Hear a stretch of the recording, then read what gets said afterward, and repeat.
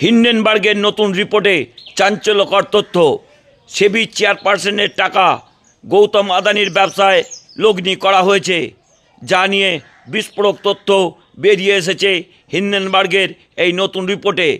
সেই রিপোর্টকে সামনে নিয়েই তৃণমূল কংগ্রেস সহ ইন্ডিয়া জোটের নেতৃত্ব তারা পথে নামতে চলেছেন। আগামী 22 তারিখ গোটা ভারতবর্ষ জুড়ে তারা আন্দোলনে নামবেন, যা নরেন্দ্র মোদীর কাছে অত্যন্ত রাজনৈতিকভাবে চ্যালেঞ্জের।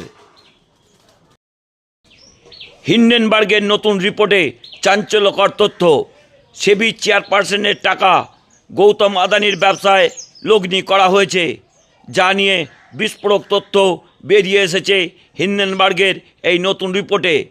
সেই রিপোর্টকে সামনে নিয়েই তৃণমূল কংগ্রেস সহ ইন্ডিয়া জোটের নেতৃত্ব তারা পথে নামতে চলেছেন। আগামী 22 তারিখ